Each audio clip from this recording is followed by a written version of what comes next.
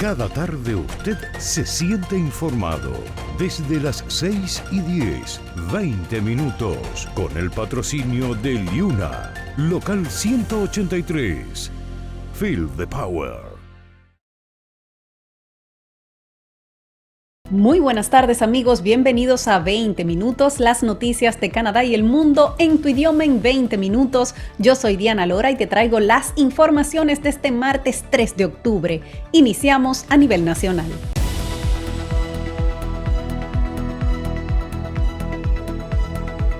La Cámara de los Comunes ya tiene nuevo presidente. El diputado liberal Greg Fergus fue escogido hoy por sus pares como el nuevo presidente de la Cámara de los Comunes. Fergus se convierte en el primer afrodescendiente en presidir la Cámara. Como manda la tradición, Greg Fergus fue escoltado por el primer ministro y el líder de la oposición hasta la silla del presidente, un recorrido en el cual el escogido debe mostrar resistencia, ya que el trabajo que se le encarga es uno muy difícil. En sus primeras palabras como presidente de la Cámara de los Comunes, Greg Fergus recalcó a los parlamentarios que hará cumplir las reglas para que los debates y las discusiones no se salgan del marco del respeto. Escuchemos a Greg Fergus. The old hockey analogy is nothing more than a referee. And if there's one thing I know, el presidente, para compararlo con el hockey, no es más que un árbitro. Si es algo que es que nadie va a pagar para ir a ver al árbitro. Van a ver a las estrellas, a ustedes, los jugadores en el terreno. Mi rol como presidente es asegurarme de que las reglas se cumplan, para que ustedes puedan tener debates amigables y dentro del marco del respeto. El respeto es la base fundamental de lo que hacemos aquí. Debemos asegurarnos de que nos tratemos unos a otros con respeto y que seamos un ejemplo para los canadienses, porque no puede haber diálogo ni entendimiento si no hay respeto mutuo. Si no se pueden defender los argumentos sin herir, sin guardar el sentido de respeto y el decoro. Así que voy a trabajar duro en esto y voy a necesitar la ayuda de todos ustedes. Greg Fergus, quien representa a Quebec, fue uno de los 7 candidatos que compitieron por el puesto en unas elecciones muy particulares, en medio de una legislatura después de la renuncia del presidente Anthony Rota tras su reconocimiento a un veterano nazi en el Parlamento durante la visita del presidente de Ucrania.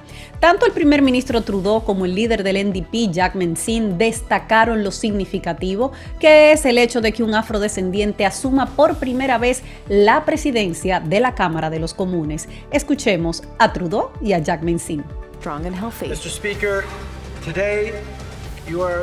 Hoy usted se convierte en el primer canadiense negro en convertirse en presidente de esta Cámara.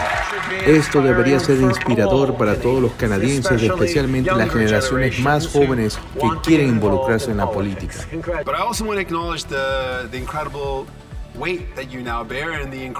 Cuando la gente entre y camine por estos pasillos y vean las fotografías en las paredes que recuerdan los grandes logros de Canadá como nación, un día verán su cara en los muros de este edificio, lo que eso significa para los niños que nos visitan, que vienen desde lejos a la capital y que muchos de ellos no se veían reflejados en esas paredes. Y ahora eso cambiará. Es algo muy poderoso.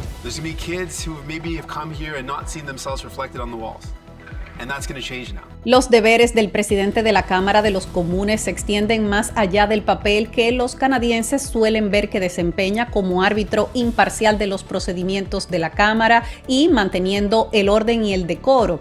Como presidente ya no participará en las reuniones del Grupo Liberal ni en los debates y solo votará en caso de empate. Fergus también asumirá funciones administrativas y de gestión clave, así como responsabilidades ceremoniales y diplomáticas cuando actúe como representante del Parlamento canadiense.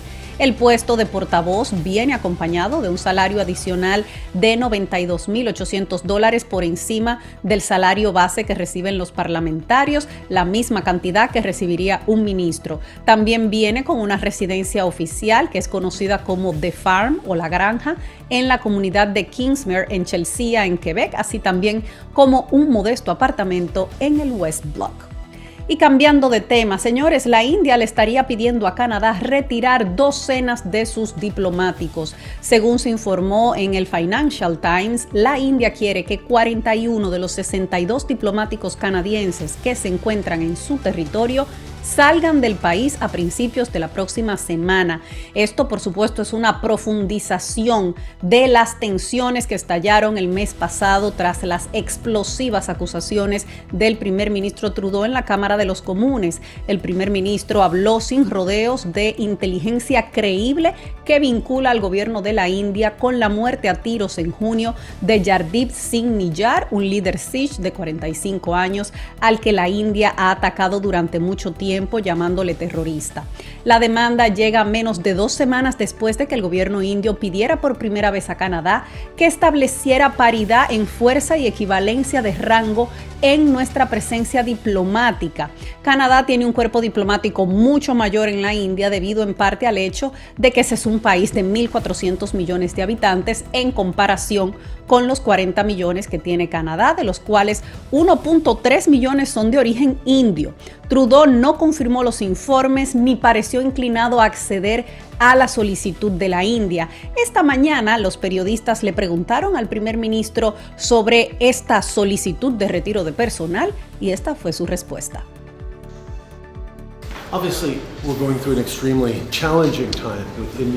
Obviamente estamos atravesando un momento extremadamente difícil con la India. Por eso es tan importante para nosotros tener diplomáticos en el terreno, trabajando con el gobierno indio, para apoyar a los canadienses y a sus familias. Nos estamos tomando esto muy en serio, pero continuaremos interactuando de manera responsable y constructiva con el gobierno de India. Por su lado, la ministra de Asuntos Exteriores, Melanie Joly, dijo más o menos lo mismo. Expresó: en momentos de tensión, porque de hecho hay tensiones entre nuestros dos gobiernos, es más importante que nunca que los diplomáticos estén en el terreno. Por eso creemos en la importancia de tener una fuerte huella diplomática en la India. Dicho esto, estamos en conversaciones en curso con el gobierno indio. Recordamos que David Cohen, el embajador de Estados Unidos en Canadá, confirmó que las acusaciones se basaron en parte a inteligencia que fue recopilada por un aliado clave de la alianza de seguridad conocida como los 5 Ojos, que incluye a Estados Unidos, el Reino Unido, Australia y Nueva Zelanda junto con Canadá. Y amigos, está aumentando el porcentaje de canadienses bajo estrés financiero. El Instituto Nacional de Nómina describió sus hallazgos como una grave tormenta financiera mucho más intensa de lo previsto. Según la medición en línea, el 63% de los encuestados que informaron estar financieramente estresados dijeron que están gastando todo su salario neto en cada periodo de pago solo para mantenerse a flote, mientras que el 30% dijo que están endeudados o haciendo uso de sus ahorros porque el salario neto es insuficiente para cubrir sus costos. Ahorrar dinero ahora es más difícil que en cualquier otro momento de la última década, dice el instituto. La aterradora realidad de esta tormenta es que los factores que contribuyen al estrés financiero se están volviendo más difíciles que nunca de superar para los canadienses. Así lo dijo Peter Sanataski, presidente del Instituto Nacional de Nómina, en una declaración pública. En el análisis que acompaña a la encuesta, los autores advierten que dado que las tasas de interés, la inflación y el costo de la vida continúan aumentando, muchos canadienses deben tomar medidas inmediatas y urgentes para evitar ser vencidos por las tensiones financieras. Según esta encuesta, el 66% de los que afirman estar en estrés financiero viven de sueldo a sueldo y el 50% están abrumados por sus deudas. Esta realidad no solo está afectando a los que ganan salarios bajos o medios. El informe señala, escuchen, que alrededor del 30% de los encuestados que informaron estar estresados financieramente ganaban más de $100,000 al año. El informe también encontró que el estrés sobre las finanzas está erosionando la productividad del país. Y señores, ¿alguna vez se han preguntado cuánto cuesta criar un hijo en Canadá? Bueno, pues según nuevos datos publicados por Estadísticas de Canadá, una familia de ingresos medios con 2 padres y 2 hijos gasta una media de $293,000 para criar a un hijo hasta los 17 años. Para las familias de bajos ingresos que ganan menos de $83,000 por año, este gasto se reduce a aproximadamente $238,190. Las familias de mayores ingresos que ganan más de $135,900 brutos al año gastarían alrededor de $403,900 por niño. Si los niños viven 5 años más en el hogar familiar desde los 18 a los 22 años, por ejemplo, eso significaría un gasto adicional de $68,000 a $117,000 por niño, y eso varía según el tamaño de la familia y cuánto ganan, según explicó Estadísticas de Canadá. Los datos se basan en una encuesta de gasto de los hogares que se realizó para los años 2014 hasta 2017. Esa encuesta determinó que las familias gastaban 1/3 de sus ingresos en vivienda, el 20% en transporte, el 17% en alimentos y el 14% en cuidado y educación infantil. Las nuevas medidas de cuidado infantil, que han reducido las tarifas de las guarderías en al menos un 50%, han ofrecido un cierto alivio a los padres de todo el país, pero aún así la inflación, que aumentó al 4% en el mes de agosto, también la crisis inmobiliaria y otras presiones financieras están llevando a algunos canadienses a pensar 2 veces antes de tener un hijo. Y amigos, Toronto ha roto hoy el récord de temperatura para un 3 de octubre. Toronto experimentó hoy un calor sin precedentes para estas fechas, tras varios días con temperaturas inusualmente altas para el principio del otoño. Environment Canada pronosticó una máxima de 28 grados para hoy, pero llegó hasta 29 con sensación térmica de 34 grados debido a la humedad. Eso está muy por encima del máximo histórico promedio para esta fecha, que es 17 grados. La temperatura de hoy rompió el récord para un 3 de octubre que fue establecido en el año 2001, cuando Toronto registró un máximo diurno de 27 grados. Para mañana seguirá el clima cálido y húmedo, y la Agencia Meteorológica Nacional pronostica condiciones casi idénticas a las de hoy. Se espera que las temperaturas más frías lleguen a la ciudad durante el fin de semana largo de Acción de Gracias. Toronto verá una máxima de 14 grados el sábado y de 12 grados tanto el domingo como el lunes. Y señores, la autopista 400 estuvo cerrada por apio. Están escuchando bien. La autopista 400 estuvo cerrada toda la mañana de hoy, luego de que un camión cargado de apio se volcó y el pavimento quedó cubierto de verde. La Policía Provincial de Ontario dijo que el vehículo comercial se volcó justo al sur de la autopista 9, cerca de Aurora, en Ontario. Y aunque no se reportaron lesionados, las labores de limpieza obligaron a desviar el tránsito hacia la autopista 9. La propia policía subió a las redes sociales un video mostrando cómo había quedado la carretera cubierta de apio. Vamos a hacer una brevísima pausa. Cuando regresemos, nos vamos al plano internacional. Cada tarde usted se siente informado.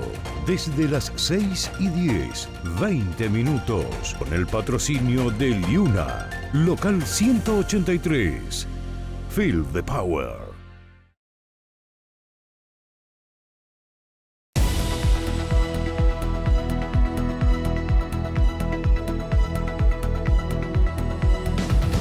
Cifra récord de migrantes cruzando el Darién. Más de 400,000 migrantes ya cruzaron la selva del Darién en lo que va del año 2023, según lo reportan las autoridades de Panamá.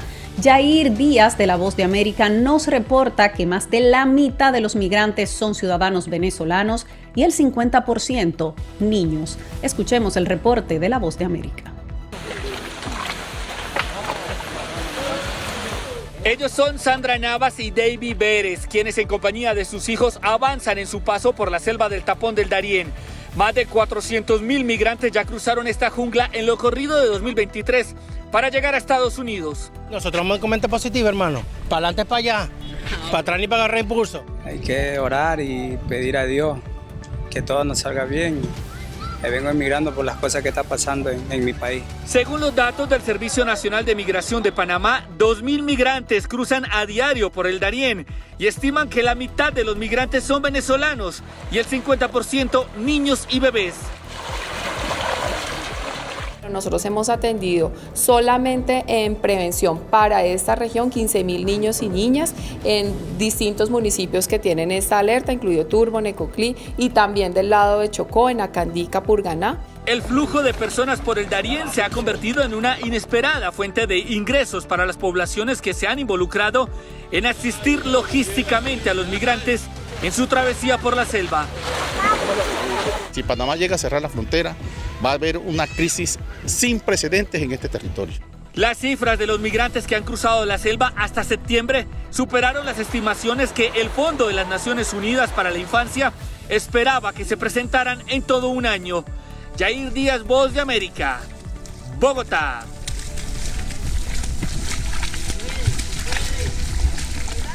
El Consejo de Seguridad de las Naciones Unidas aprueba una fuerza multinacional en Haití.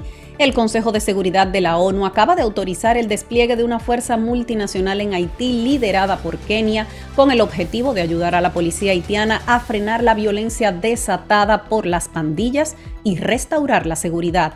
La aprobación se logró con 13 votos a favor, 0 en contra y las abstenciones de Rusia y China, y en ella se autoriza el despliegue por un periodo de un año que podría ser prorrogado. No se trata de una misión de las Naciones Unidas, pero para que el envío de fuerzas a otro país sea legal necesitaba el visto bueno del Consejo de Seguridad. El Consejo adoptó la resolución que fue preparada por Estados Unidos y Ecuador, y en ella se autoriza a la fuerza multinacional a tomar todas las medidas necesarias. Tras el asesinato del presidente Jovenel Moïse en julio del 2021, la situación de inseguridad en Haití se deterioró rápidamente y las pandillas se hicieron con el control de gran parte del territorio haitiano, sobre todo la capital Puerto Príncipe. Según un informe del Alto Comisionado de los Derechos Humanos de la ONU, en lo que va de año han muerto más de 2.400 personas por la violencia de las bandas y contabilizaron al menos 950 secuestros. Por el momento se desconoce el tamaño de la fuerza que participaría de la misión. Se sabe que Kenia propuso el envío de 1.000 agentes de policía y Jamaica, Bahamas y Antigua y Barbuda también han expresado su voluntad de enviar personal, mientras Estados Unidos prometió $100 millones para apoyo a la misión. Sin embargo, no se espera que esta fuerza multinacional llegue de inmediato a Haití. El ministro de Asuntos Exteriores de Kenia le declaró a la BBC que esperaban llegar para el 1 de enero o antes, mientras que el secretario de Estado de los Estados Unidos, Anthony Blinken, habló de meses. Y amigos, una comisión decidirá si investiga al presidente Petro. La Comisión de Acusaciones de la Cámara de Representantes de Colombia, encargada de tratar las denuncias contra el presidente de la República, decidirá si inicia una investigación al mandatario Gustavo Petro por presuntos delitos relacionados con la financiación de su campaña electoral.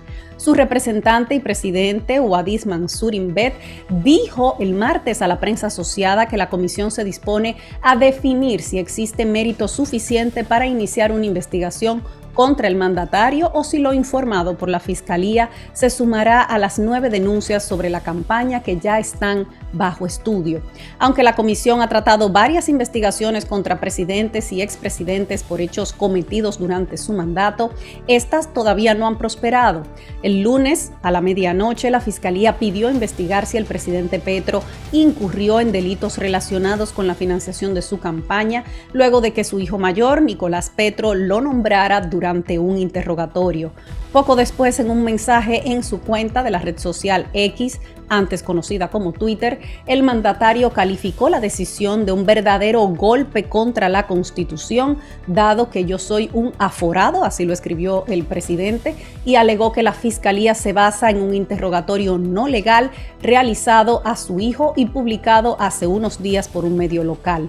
Nicolás Petro está siendo investigado por los presuntos delitos de enriquecimiento ilícito y lavado de activos. Y ahora vamos a ver lo que nos espera mañana en el clima en las principales ciudades del país.